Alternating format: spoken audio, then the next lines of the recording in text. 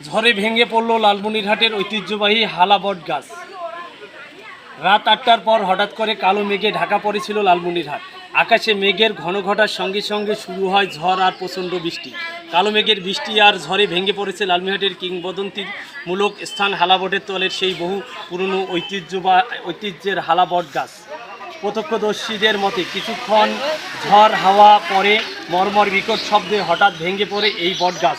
ক্রমাগত সবুজ হারানো এই লালমনিরহাট শহরের হালা বটের তল হিসেবে পরিচিত সবুজের এক বড় আশ্রয় গাছটি। এই গাছটির তলে রয়েছে প্রচুর ঘাস।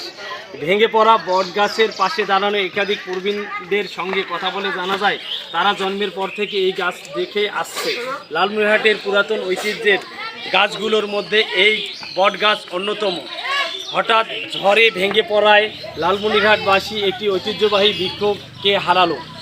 প্রসঙ্গত, লালমনিরহাট জেলার একটি কিংবদন্তিমূলক স্থানের নাম হালাবটের তল। প্রায় 1.5 একর জমি জুড়ে বিস্তৃত অতি পুরনো এ বটগাছের অবস্থান লালমনিরহাটের পৌরসভাধীন উত্তর সাপটানা মৌজায় লালমনিরহাট কুলাঘাট সড়কের উত্তর পাশে।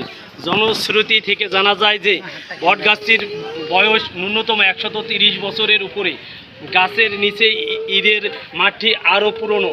পাকিস্তান আমলে 1951-52 খ্রিস্টাব্দে স্থানীয় ফকির জৌনপুরের জনৈক পীর সাহেবকে এনেছিলেন ওয়াজ করার জন্য। পীর সাহেব এই গাছের নিচে বসে ওয়াজ করেছিলেন। আগত লোকজনের উজু করার জন্য মাঠের পাশে একটি কুয়া খনন করা হয়েছিল, কিন্তু কুয়ার পানির অপর্যাপ্ততার কারণে উজু করার সমস্যার সৃষ্টি হয়। এতে পীর সাহেব এক বদনা পানি দিয়ে সেটি কুয়া ঢেলে দেওয়ার নির্দেশ দেন। পরে আর উজুর পানির অভাব হয়নি। আবার উজু শেষে খিচুড়ি বিতরণের সময় তাও কম হওয়ায় আশঙ্কা দেখা দিলে পীর সাহেব খিচুড়ির হাঁড়ির মুখে ঢাকনা দেন। পরে তার নির্দেশ অনুযায়ী ঢাকনার একটু সরিয়ে খিচুড়ি বিতরণ শুরু করা হয়। ওই হাঁড়ির খিচুড়ির আগত লোকজনের মাঝে বিতরণ শেষে পার্শ্ববর্তী কয়েক গ্রামের লোকজন যারা ওয়াজ শুনতে আসেনি তাদের জন্যও পাঠিয়ে দেওয়া সম্ভব হয়। পীর সাহেব ওয়াজ করে চলে যান, কিন্তু ওয়াজ করার মাঠটি এলাকার লোকজনের কাছে পবিত্র স্থান বলে বিবেচিত হতে থাকে।